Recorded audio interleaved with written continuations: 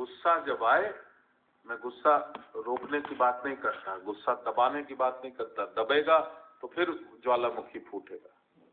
गुस्सा कर लो, लेकिन गुस्सा करने के बाद मुंह खोलने से पहले 11 बार जिस परमात्मा को तुम मानते हो उसका तुम पहले नाम लेना 11 बार, और उसके बाद गुस्सा कर लेना। क्योंकि गुस्सा जो है वो एक अंधेपन की प्रक्रिया है, वो एक बेहोशी की प्रक्रिया है। उस समय आप नहीं रहते। सज्जन से सज्जन व्यक्ति को मैंने गुस्से में गाली बकते देखा है। वैसे गाली नहीं बकता, गुस्से में गाली बकता है, क्योंकि उस समय वो रहता ही नहीं, वो बेहोश हो जाता है, वो शैतान के बस में होता है। तो जब शैतान तुमको कंट्रोल कर ले, उस समय तुम उसको याद करना कि तू मुझे पकड़ ले, शैतान मुझे ना पकड़े। शैतान ने पकड़ा तो मेरी बर्बादी होगी, तू पकड़ ले तो मेरी आबादी होगी।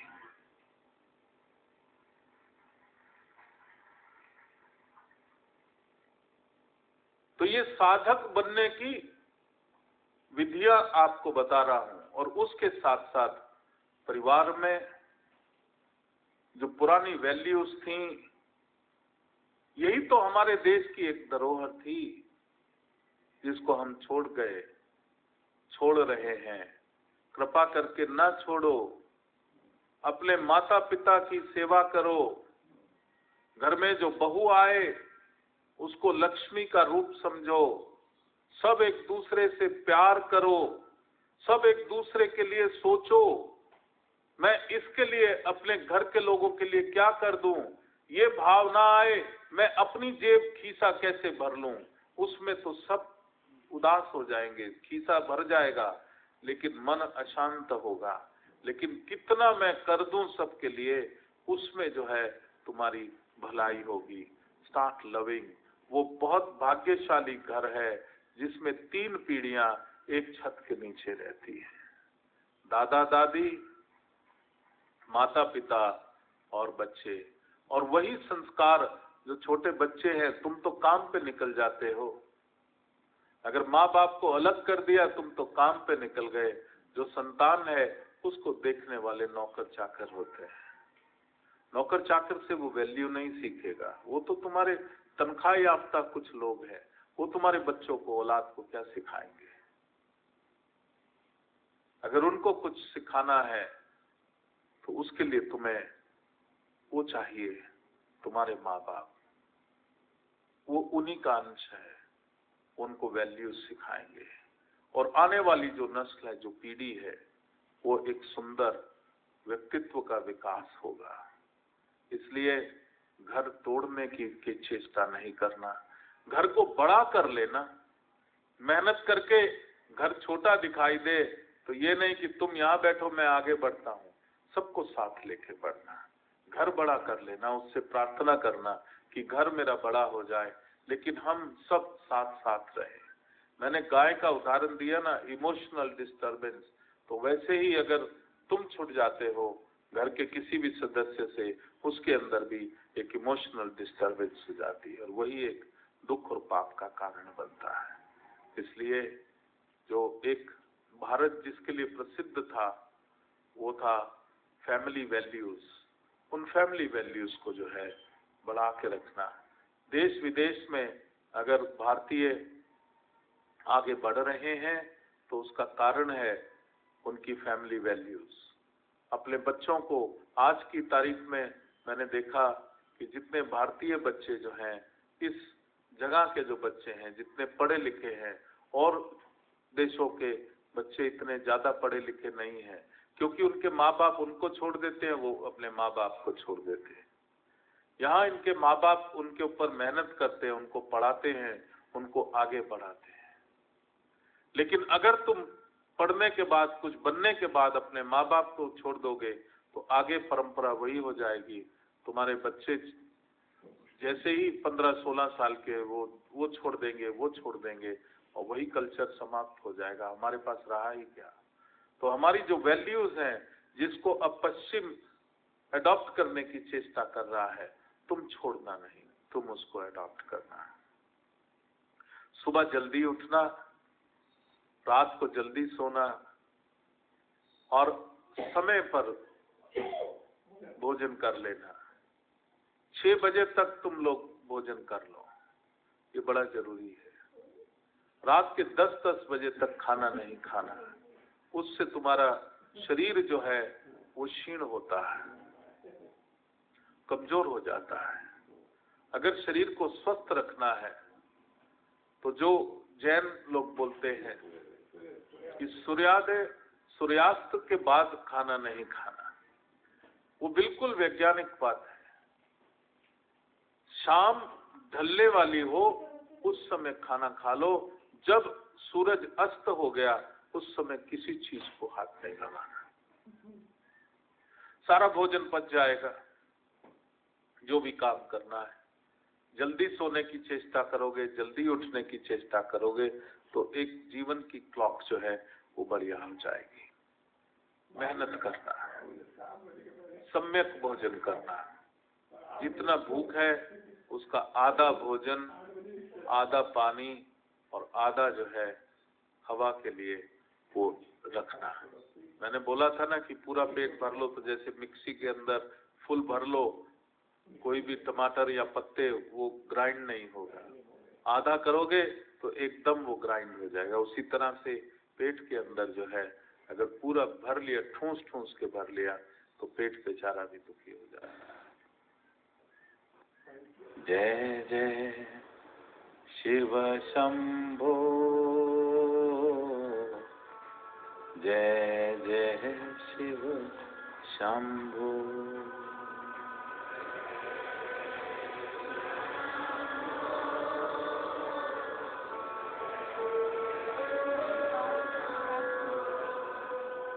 हर हर शिव शंभो,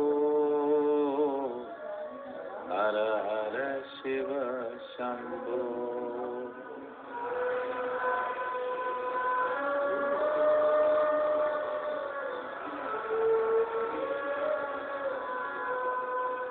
महादेव शंभो, महादेव शंभो।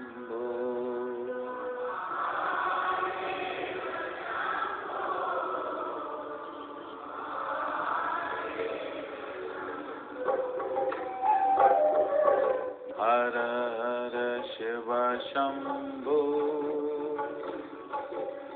हर हर शिव शंभो।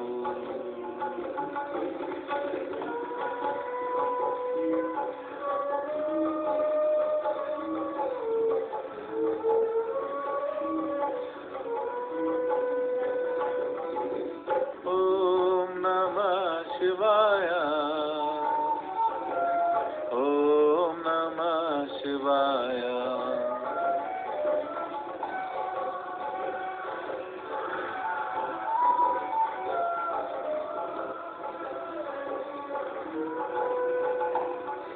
जय जय शिव शंभो,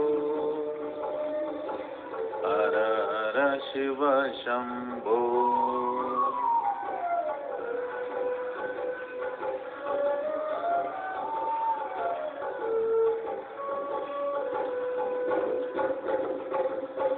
महादेव शंभो,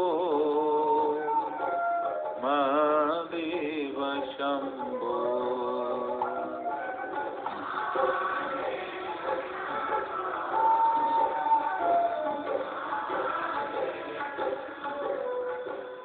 परमात्मा की जय करने में ही हीलिंग हो जाती है। उस खुदा की वाहवाही करने में ही सारे दुख दूर हो जाते हैं।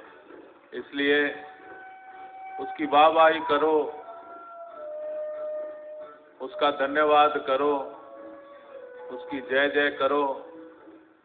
देखो ये जय जय करते कितने दुख दूर हो जाएंगे, कितने कष्ट दूर हो जाएंगे, तुमको मालूम भी नहीं चलेगा। जय जय शिव शंभो, जय जय शिव शंभो।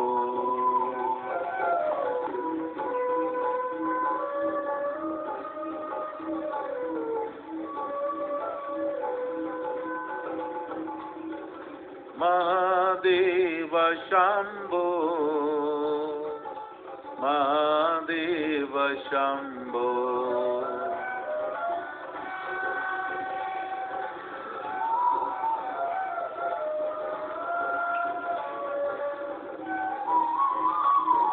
जय जय शिव शंभो, जय जय शिव शंभो।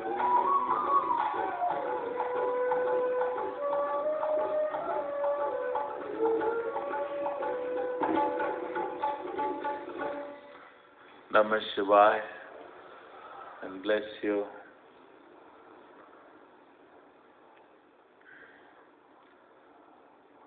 जीवन में अगर कर्म बंधनों को काटना है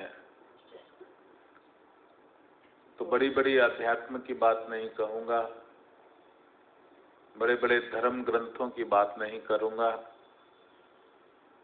क्योंकि वो धर्म ग्रंथ जो हैं वो तुम्हारे भीतर से ही शुरुआत करते हैं और यहीं आके खत्म होते हैं। तो इसलिए उन धर्म ग्रंथों की बात करने से अच्छा तुम्हारी बात करने में ही भलाई है। तो अपने को अगर जीवन सुखी करना है तो 3 चीजें मन से कर लेना, मन से कर लेना। पहला चीज है फॉरगिवनेस,